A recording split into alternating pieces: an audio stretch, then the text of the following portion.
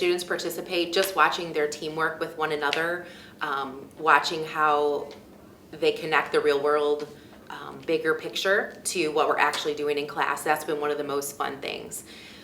Probably the biggest highlight of everything is that I've had a lot of kids say, oh, I want to be an engineer. There's so many different kinds of engineering, and that was really, really exciting to see the kids making that connection. So when students were working on the robots, I really noticed them using a lot of teamwork and putting their minds together to work through the process of getting the robot built. They had to use some creativity in the process because one of the activities was to get familiar with the pieces of the kit and create a toy to use with the pieces, and so that was really fun to see the students working together and creating something fun. As the students learned to build the robots, they were really working through like a step-by-step process on understanding first what they needed to be doing, but then working through following along a video prompted like step-by-step process in putting all the pieces together in the right parts, and they really had to pay attention to putting the pieces in the right parts so that when the build was finished, everything was working properly. I've seen the character traits coming through big time. Patience is the first one that comes through. You know, PLTW is designed for inquiry-based learning, and that's hard for some kids, a lot of kids actually.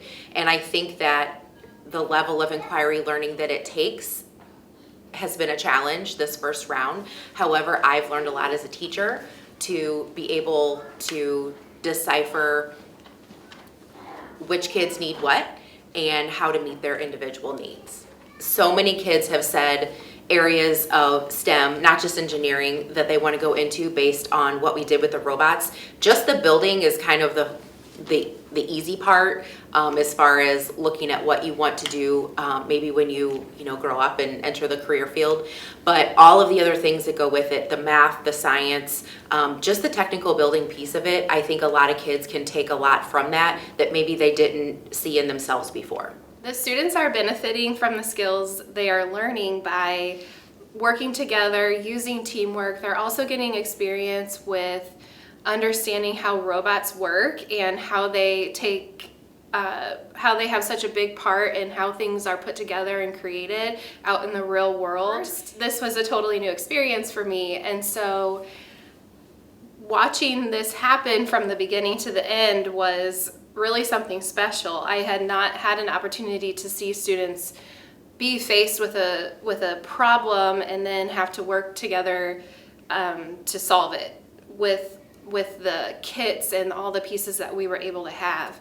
And so it was just really fun for me to be able to experience students working together in that way, and also learning the process along with the students was another great experience in this, and how students and teachers can work together to figure out something new that hasn't been done before. I have benefited in countless ways. I've learned a lot about group work. I've learned a lot about just how teamwork works in general with kids. I've had these kids for 2 years, and I realized who worked well with whom. And they're in it for the long haul. They're in it for 10 to 12 weeks together. And I think next year I will preempt this unit by giving them a chance to explore grouping and give them a little bit more of a detailed plan as to what they're going to be doing. So I really spoke a lot to the students about the value of what was being put in front of them. We spoke a lot about first how amazing it is that community members and the school district both came together to fund this project for them. And I talked a lot about how we need to really take advantage of this opportunity, because with this kind of project, building the robots, there's several different aspects of a future career that they were learning in the process. And so this experience allowed them not only to think about what would a robot look like in the future, but also like what are those other pieces that take part in it. So we're thinking of managing your time and working with other people and taking direction and understanding that step-by-step process, and how all of those pieces do play a part in a future career at some point. I just want to say thank you. I think that the grant has just been invaluable, and while it was so much money and we're so grateful for every bit, it also makes us wanting more. It makes us excited to give it to kids that are not just in 6th grade. So I know that that's a long-term plan, and I know there's lots of things that need to be done in order to make that happen. But if us as STEM teachers, if we can do anything to push that forward, I know the 3 of us will probably be perfectly willing to do whatever we want. The excitement that these kids have had is just, it's immeasurable. And when they come through the door and they're like, are we doing robotics? Are we doing? And then it became, they came in and they would just pick up right where they left off, get their kit and start working. I didn't even hardly have to say anything. And that in of itself says they took ownership in it. And I think as a teacher myself, but just even the bigger scope of being STEM, we're just so grateful to have had this experience and opportunity. And personally, I look forward to the next module that we can get for 3rd through 5th grade so that they can participate in the fun as well. Hi, I'm Matt Boozy-Cruz, and I am the principal at Clearview Elementary. And I just wanted to take some time here, and as we have gone through this whole process with PLTW and the robotics and automation kits that have been used for our 6th grade STEM, this has been a really tremendous opportunity for our students.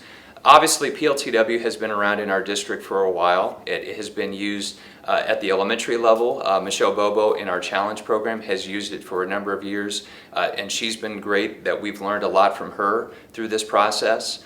Also, it's used at the middle school and at the high school with several different modules and such. So in order for this to come down to the elementary level, it was a great opportunity through this grant that we've received. However, this would not have been possible without lots of help from community partners. So I definitely wanted to take a few minutes and thank them. Wings was tremendous, donating a lot of what we needed monetarily in order to purchase several kits that we were in need of to make this happen. Also want to thank Homeyer Corporation for donating 4 kits. The Schweppe Corporation donated 2 kits. Our Tops from Union also donated 12 kits. We had an anonymous donor that also donated 12 kits.